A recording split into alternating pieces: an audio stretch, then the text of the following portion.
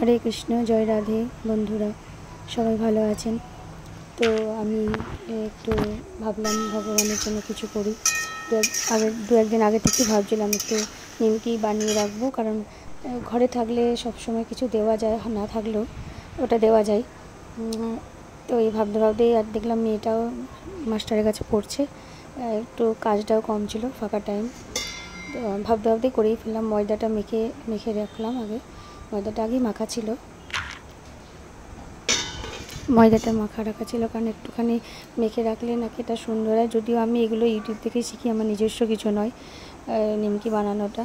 আর এখানে দেখুন আমার ঠাকুরের টুকটাক জিনিসপত্র আছে। এই ওভেনটা নতুন আমাকে আমার প্রভু মানে আমার হাজব্যান্ড কিনে দিয়েছে। আর এখন তাও কটা বাজে দেখি, এখন অনেকটা সময় হয়েছে, বেলা 12টা হয়তো বাজতে চললো। এখন 12টা বাজেনি তো, 11:45। তা দেখলাম হচ্ছে মেয়েটাও পড়ছে, সময়টাও আছে হাতে, এই সময়টা করে ফেলি। আমি এখানে গ্যাসটা ওভেনটা রেখেছি, টুকটাক কাজ ঠাকুরের যদি কিছু করে দিতে ইচ্ছা হয় তখন আমি এখানেই করে দিই। তো ময়দার প্যাকেটটা নিয়ে এলাম, কারণ হচ্ছে ডোটা মনে হচ্ছে না একটু নরম হয়ে গেছে। ময়দার যে মাখাটা হালকা ময়দা হয়তো নরম হয়েছে, সেই জন্য আমি না ভেবেছি ময়দা দিয়ে ওটাকে একটু বেলে নেব। তো হ্যাঁ দেখুন হালকা একটু নরম নরম হয়েছে। ময়দা দিয়ে বেললে পরে সেটা হচ্ছে ইয়ে হয়ে যাবে না, কাটতে গেলে তখন ওটা একসঙ্গে লেগে যাবে না। তো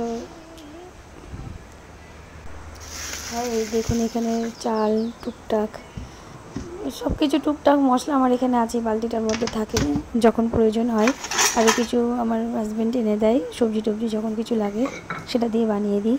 রোজ দিন সম্ভব হয় না, রোজ দিন কেন, আমি হয়তো খুবই কম করি। যতটুকুনি ভগবান যতটুকুনি দিয়ে করায়, যতটুকুনি আমাকে কৃপা করে ততটুকুনি করা হয় না, কারণ এই দুটো রান্নাঘর সামলানো খুব কষ্টকর হয়।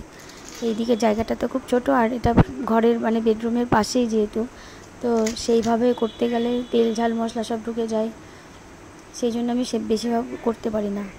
তো ময়দার প্যাকেটটা নিয়ে এলাম, ময়দার প্যাকেটটা দিয়ে আর ওটা বেলে নিতে হবে, তার জন্য একবার ঠেসে নিলাম, একটু ঠেসে নিয়ে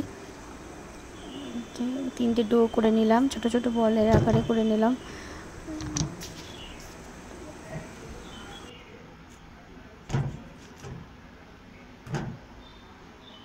তো তোমরা দেখতে পাচ্ছ এখানে বলের আকারে করে নিলাম। আর এটা দা দিয়ে ময়দার প্যাকেট কাটছি, কারণ মাস্টারমশাই ঘরে পড়াচ্ছিল বলে আমি আর ছুরিটা আনতে যাইনি গো। এটা দিয়ে কেটে, সামনে এটা ছিল, এটা দিয়ে কেটে নিলাম। বটি দিয়েও কাটলে হতো, খেয়াল ছিল না আমার নিজেরই।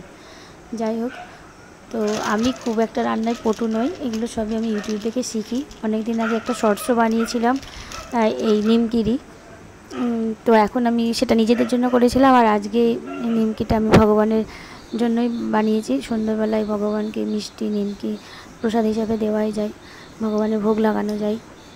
তো আমি এটা বেলে নিলাম। বেলতে বেলতে দেখলাম মেয়েরও ছুটি হয়ে গেছে, ও চলে এলো। তখন আমি ওকে বলছিলাম যে তুই স্নানটা করে নে,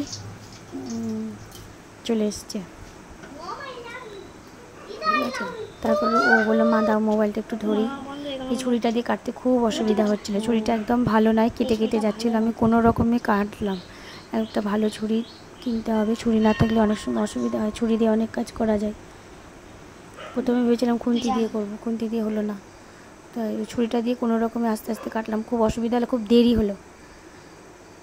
তারপরে একটা নিমকি ছেড়ে দেখলাম তেলটা তেতেছে কিনা। যদিও আমি রান্নাতে খুব একটা পটু নয়, সবই এগুলো মোটামুটি ইউটিউব দেখে শিখি বা কারোকে জিজ্ঞাসা করি, জেনে জেনে শিখি আমি।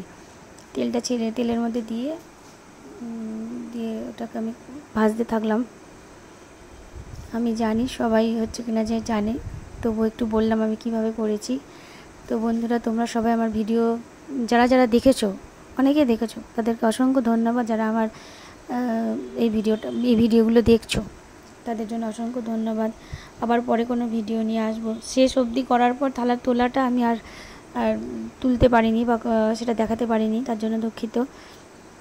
মাঝখানে অনেক কাজ বা ফোন চলে আসে বলে সব কাজ আমি শেষ অবধি গুছিয়ে করে উঠতে পারি না।